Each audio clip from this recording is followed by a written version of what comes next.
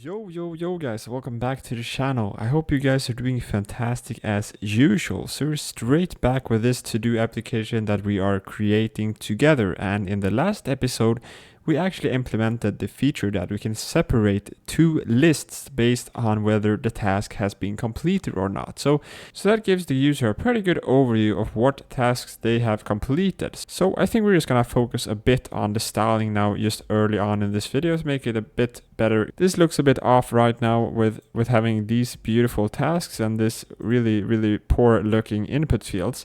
And also maybe add some button here. I think we're actually going to be adding an icon here. So I think we're going to be using some library for that as well. But first off, I guess we can add like some nice border to that input field. Or maybe you could actually do that like globally. So why not utilize our global CSS in app.css and actually try to use like the apply directive. So if we just do something like input and then apply maybe border, and this specifies the border width. So there's border 2. I think for some reason there's not border 1, which I would actually prefer. So yes, we can just set that manually with border width, but let's just try this out. So border gray 200, let's see if that works. Okay, so that did not work out. Maybe border gray. Yeah, so there we go. Now we got that border there. Maybe make it a bit darker. Yeah, okay, that was too clear.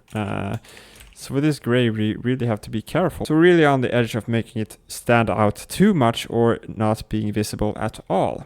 So I actually kind of want this to be border with 1. So I'm not really sure why Tailwind decided that they didn't want to have a border with 1. I think we can actually add like our own CSS. So why not actually try that out? So let's just see if that works. So yeah, so this looks much better in my opinion than border 2.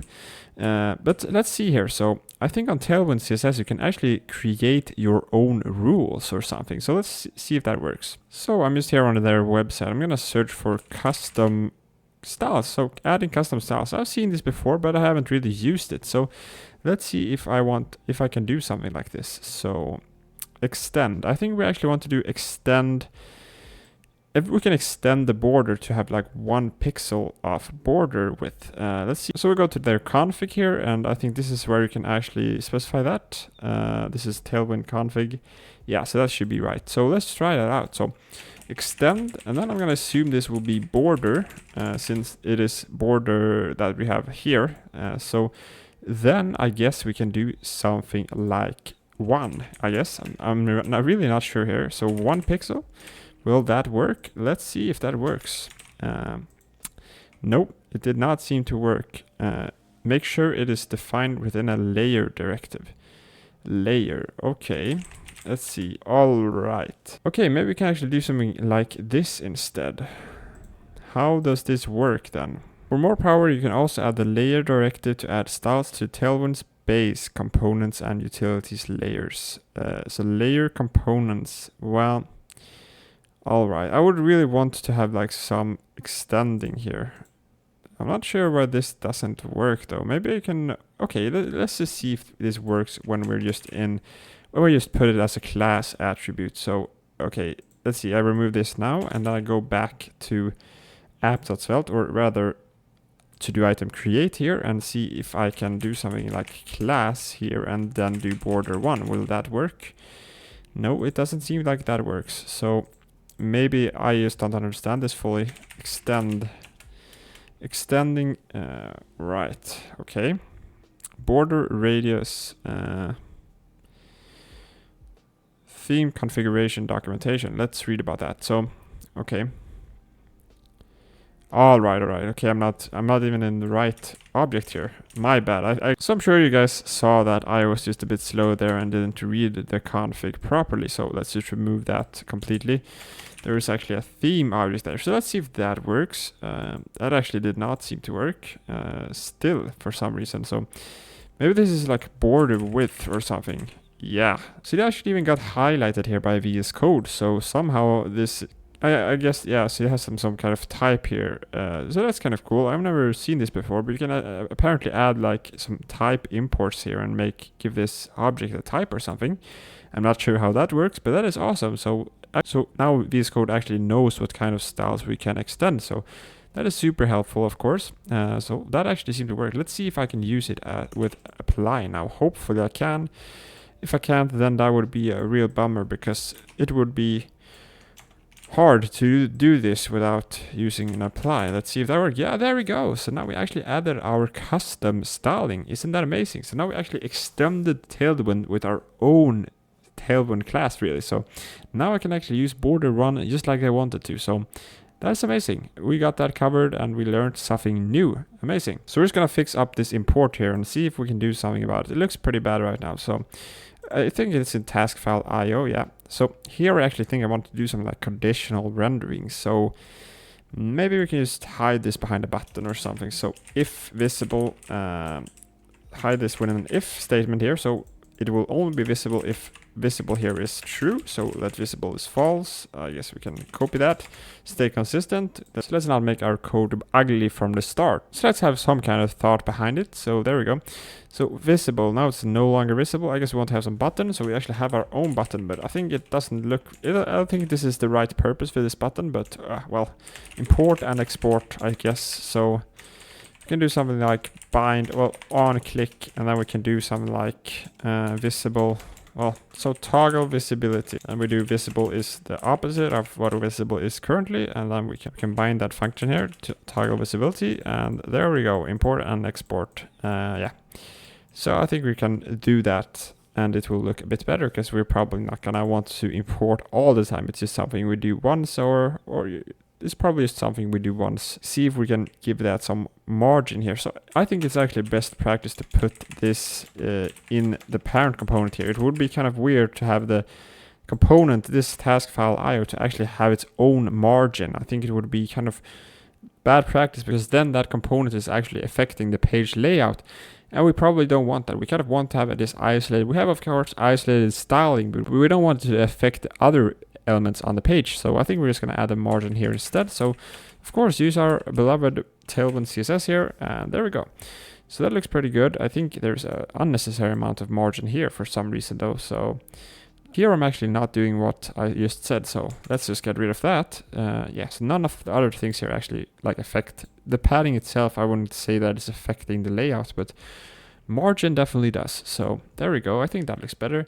Import and export. You can open this. This still looks really bad, of course. So here we can also see that this input type file actually got this border, and we don't want that. So I think we can actually do something like input type. So well, like this. So input type, we can specify text here. So that works. I think we can specify other types as well. So in the future, when we add more types that we want to have a border around, then we will do that. So let's also add some padding. I think it could look better. Yeah. And then some rounding, of course. We love our rounded corners. Let's stay relevant, of course.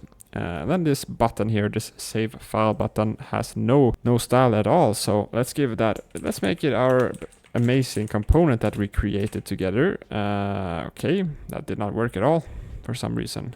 What happened? Oh yeah, of course, I just closed it. So there we go. That looks much better. So this input type file could also want some love. See if we can do something about that. So let's just give this our own rule here. So we're doing this in the global styling, because this is probably something we don't want to be doing in like task file IO. I think this is like the global style that we want to have for our file inputs. I don't think we're going to be having that many file inputs anyways. So input type file, and then we can do something like, I actually don't know how we can style this button, if that is even possible. But currently it looks a bit weird. So hopefully we can do something about it. Does this work? Nope, it doesn't. So let's see if we can Google this. So input type file change button style.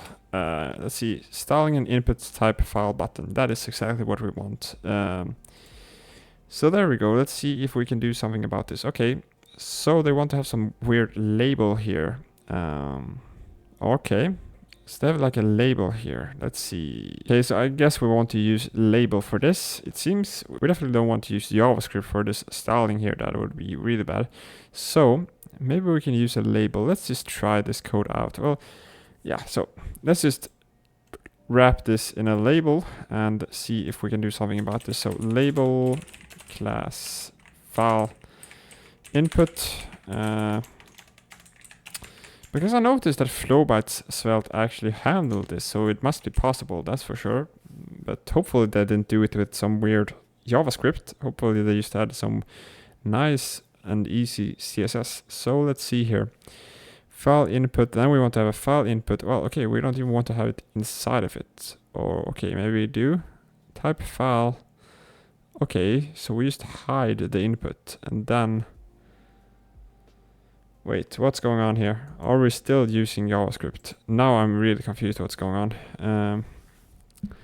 So we do display none, but this actually still causes it to upload something.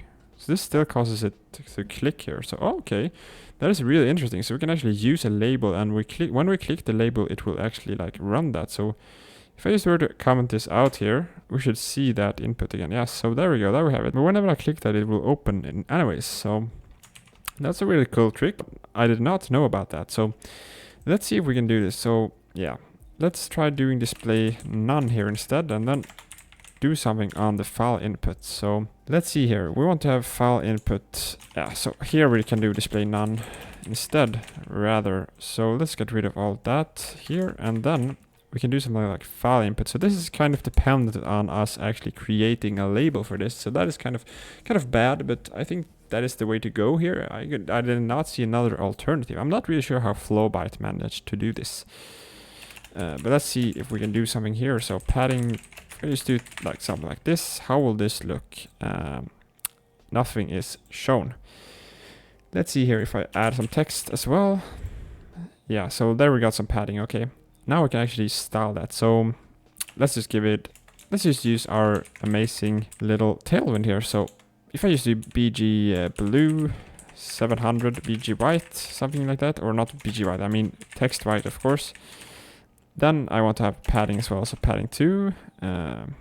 Okay, so there's some weird, I think that is a border box issue again, because now they're not really equal width and height. Yeah, so I guess this border actually does that to it or something. Let's see if I can replicate that. So if I just do this. No, I'm not sure why they are not the same height here, because they should be, unless there's some weird font size here. Let's see here. So this does not seem to work. Why is this so much higher? What is causing that to be high? We actually have px4 and py. The py is in our case 2, so that should not be any different. Let's just try that out still. So py2, that does not change. It still doesn't give that extra bump there to its height. I'm not sure what this is about. So border radius, of course, we have some border radius. We're not really doing anything else to make it higher. I'm assuming this is just flexed, but why is this, like, why do we have this? This has to be with the font sizing then, I'm assuming, because it really is difficult here. So this is padding 0.5, and that should still be P2, like we specified here. So if I remove that, what happens? Yeah, okay, it does not really stretch that. So, well, this is really weird. But if I were to add this label inside of the flex, well, do we even have a flex here? We have a file name and then save file, but we don't really have a flex. Yeah, so we're not even using flex here. But if I were to use flex, then it would solve our issue, kind of. But we still have the border radius thing, or, well, the border is actually using some space there. So this is pretty problematic for us because it really does not look good. Let's see here. So now we want to make sure that this is the right height as well. So then we want to make sure that the text is centered up vertically. Let's see if that works. Yeah, so that just centers them, but they're still not the right height. So px2, py2, now it actually seems to be the right height for some reason when I used it in the flex. So it seems to be stretching it anyways. But if it's not in a flex, then it doesn't do that, from my understanding. So if I just remove this now, yeah, so we still have this issue here. But when I use flex, then it will be stretching itself. So I think we can just use flex for this. Yeah, so let's get rid of that border. Maybe it will be worse. Nope, it's all good still. So let's see. There we go. Now we can actually do something with this. So let's do something like upload a file. Then actually, so we don't even want to use flex here. the issue is that I actually want to put this on the next line. So this was really wasted time because this will not help us. Yeah, so let's just remove this flex now and try to put this label here on its own. So let's just make a new div here. And for this div, we can actually give this, well, this will be a block. So of course the dividers are blocks by default. So it will be put on the next line. So I can kind of tell that this is not the same height, but does it really matter? I don't think so. So there we go. Also, I guess we can also add some kind of background color to this.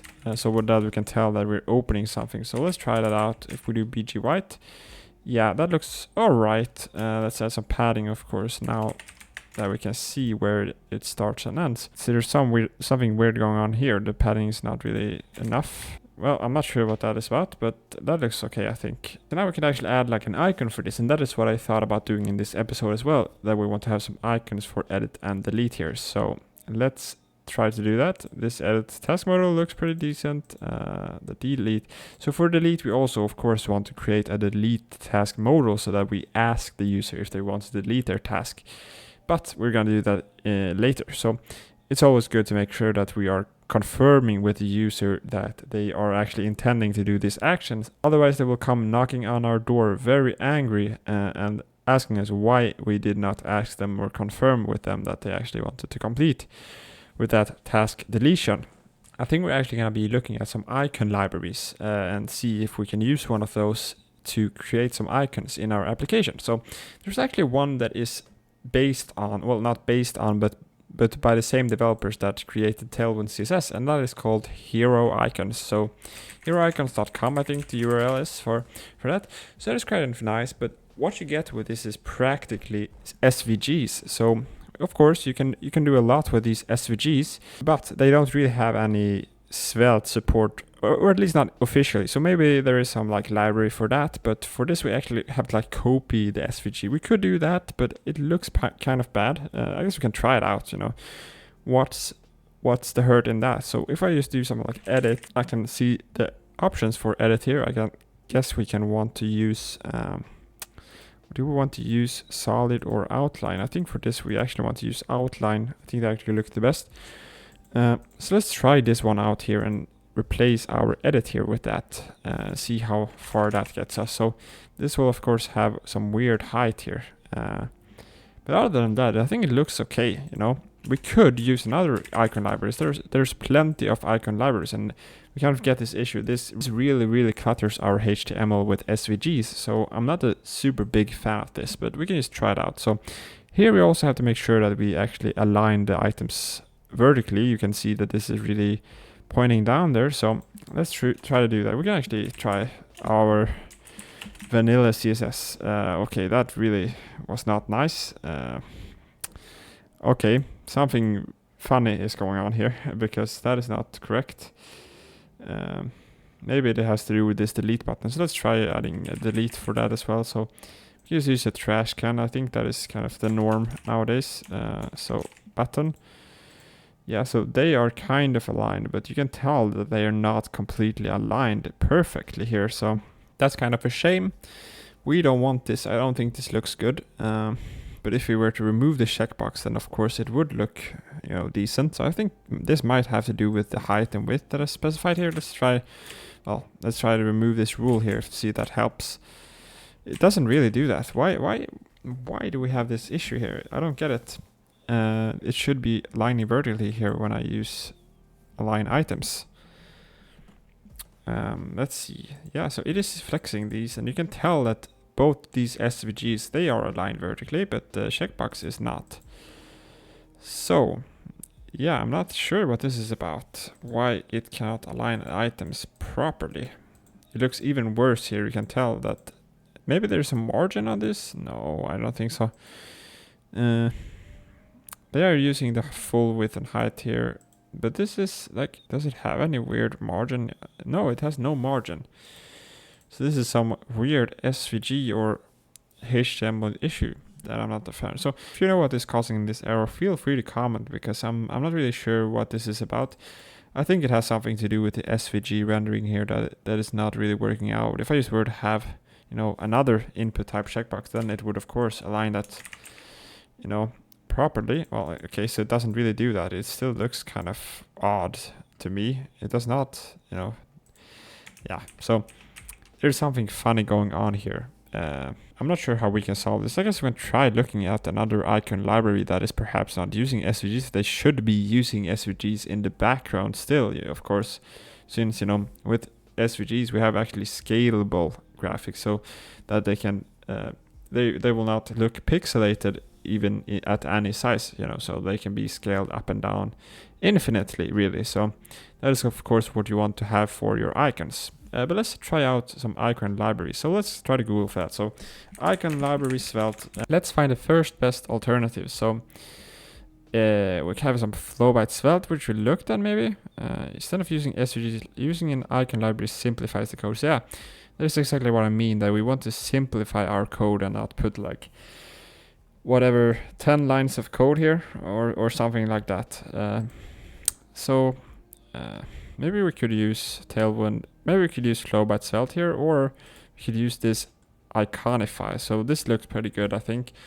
I think I've used this before in a project, and we can look at their GitHub here and see if that is actually maintained or not. And we can see, yeah, so we can see they have 2.4k stars, and that is a good indicator that this is, you know, widely used and that you can rely on it. And you know, there's also a lot of people. It seems to be active, you know, just looking at the repository. It's always good to make sure that you're not installing dependencies that are like obsolete or deprecated or anything like that. So it seems to be good. Let's try this out. Let's see if that helps us out in our centering issue there. So let's just install that with npm and see if we can do something. So then we have this icon component, we should just try to plug in here. So import that icon, and then we want to try this MDI light on. So let's copy this in here for instead of the SVGs.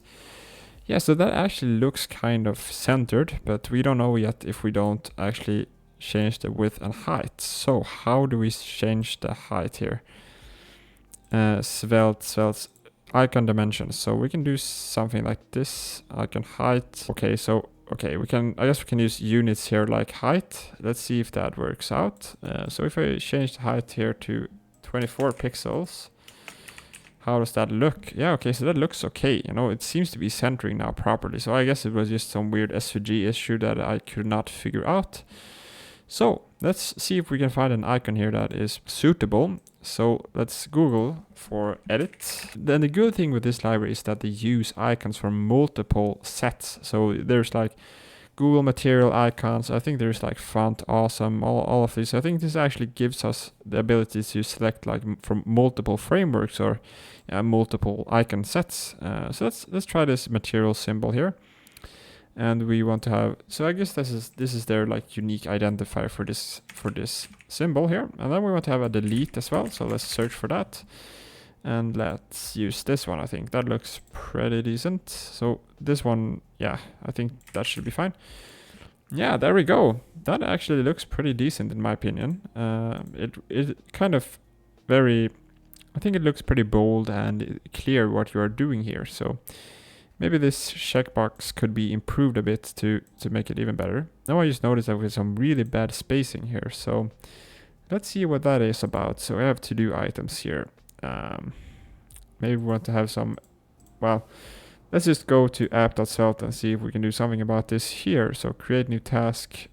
Let's try to wrap this in a divider again. The benefit of that is just that we can, yeah, okay, so this is why I was having this issue before, I guess. This is strange. If I complete this, we still, okay, we don't have that issue anymore. So I'm not sure what that is about, because this should not have like some weird spacing, even if I don't use the whole. Okay, so there's gap 8, but that should not, like, there should only be one list here, right? Or maybe there is like some hidden list that is still visible. I guess it is, you know. So I guess this gap 8 is actually causing an issue here. Let's see. Let's remove that MT4 here. Let's remove that.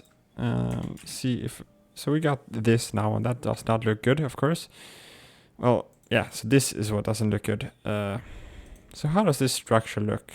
If I just make that a bit bigger there. So now we have this gap 8 between them, but we also want to have some margin at the bottom or something, but that causes an issue when we don't have two lists. So if I just were to add like margin bottom here, so 20 pixels, then it of course looks good now. But if I were to see, this is what I'm talking about. When I uncomplete this task, we still have this space here, and I'm assuming this is because of the gap.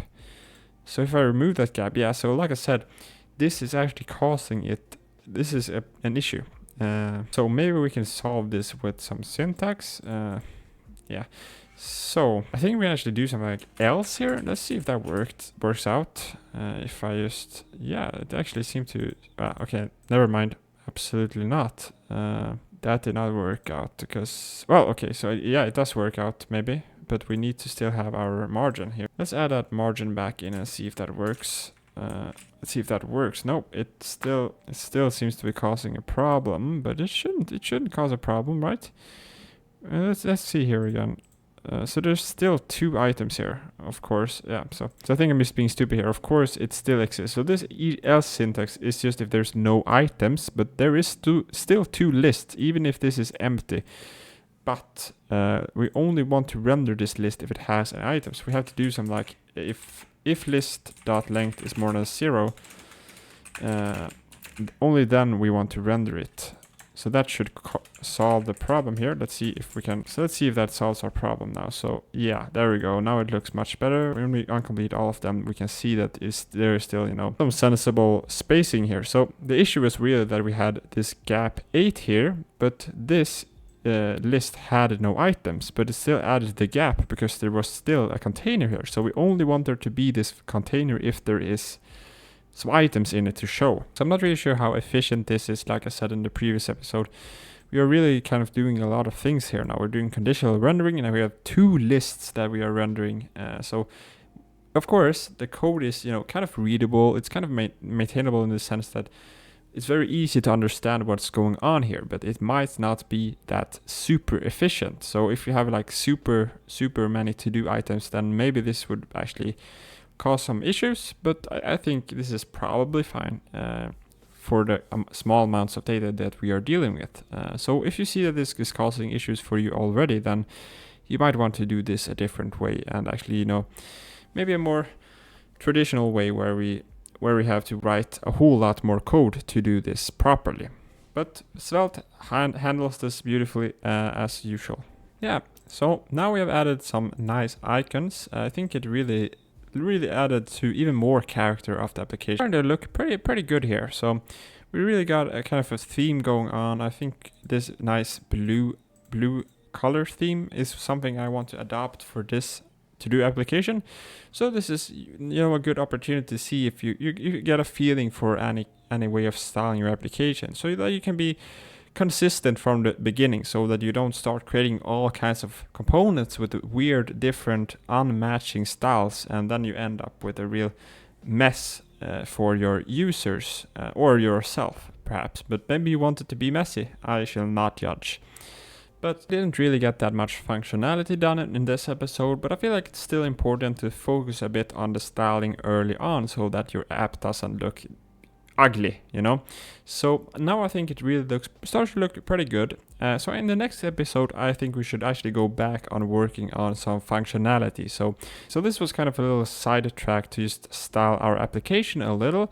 Had some fun with some Tailwind CSS, but now we're actually going to be adding some more functionality. So I think we're going to add some sets, perhaps. So some different sets of our to-do items, so that we can store them in, so have multiple lists really. And then we can also add something like drag and drop. That would be really cool. And there's a really nice library in Svelte that works really well. So it should be super intuitive to work with and add. So I think we're going to do some kind of nice functionality like that in the next episode. So feel free to subscribe if you want to be part of this community, and like or dislike if you liked or did not like the video.